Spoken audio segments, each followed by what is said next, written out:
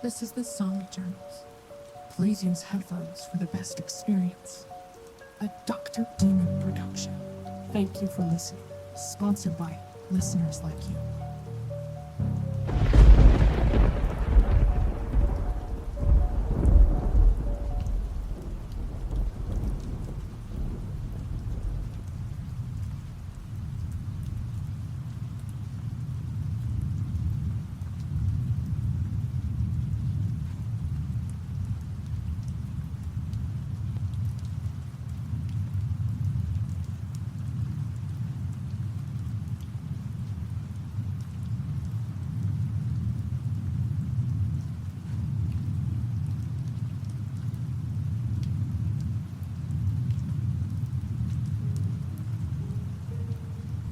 Adam. Day 1.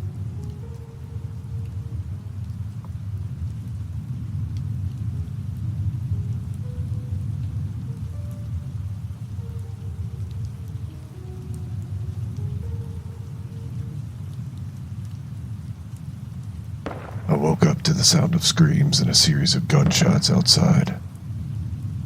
My phone was going crazy on the nightstand. My mind felt sluggish, still drowned in 3-ish hours of sleep and video games. I grabbed my phone and glared into the harsh glow. A dozen missed calls. The pit in my stomach formed before my mind could catch up. Something was wrong. I hopped out of bed and pulled the curtains back. A knot formed in my throat. My street was chaos. 2 cars hit head-on, smoking in the middle of the road. Just such an odd sight for a suburban neighborhood where the speed limit is only 15 miles an hour. And then I noticed a man stumbling, clutching his stomach. Blood dripped between his fingers, trailing on the pavement. Behind him, a woman sprinting, shrieking and twitching, tackled him, head buried in his neck. I jerked away from the window, my heartbeat matching my pounding head. Half filled with fear and tiredness, I snapped back to reality. I tried to call my mom. No answer. Tried to call my little brother. No answer. My mind raced. Maybe the news could tell me something. I turned on the TV and every channel was the same. Emergency broadcasts. Newscasters, pale and shaking, urging people to stay indoors. Words like infection and martial law filled the screen. This is when the sirens started.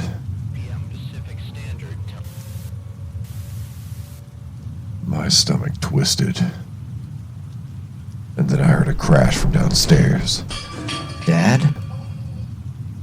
I raced down the hallway, my pulse hammering in my ears, and I came to a halt.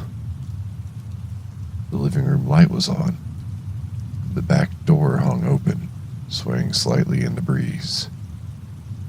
It was eerily quiet, almost if I had been dreaming and misread everything as some sort of crazy alternate reality. And then I saw my dad, standing on the porch facing away from me. His body was tense. His arms were raised above his head with a weapon in his hands. And then I noticed a thing in front of him. A man, or at least what used to be a man.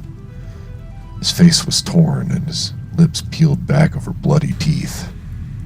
His hands clawed at Dad's shirt, jerking and twitching unnaturally. Dad managed to shove him back, but then the thing lunged again. Dad. He turned for a split second, just long enough to let that thing sink its teeth into his shoulder. Dad screamed, a horrible raw sound that cut straight through me. He staggered back, trying to push the thing off of him, but it clung to him like a rabid animal. Blood spurting everywhere, painting the porch. I stood frozen in a doorway, my breath coming in ragged gasps. Get inside, Adam. Dad's voice was choked with pain. Lock the door. I couldn't move. I couldn't breathe.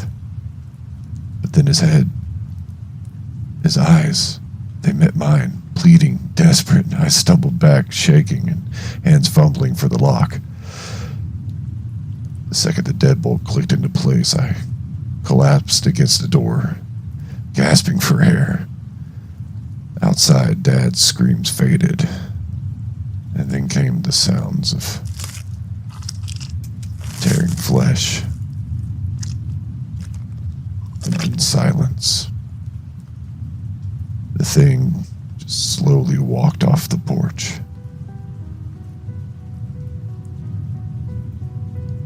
I slid to the floor. My dad was dead, and something horrible was happening outside.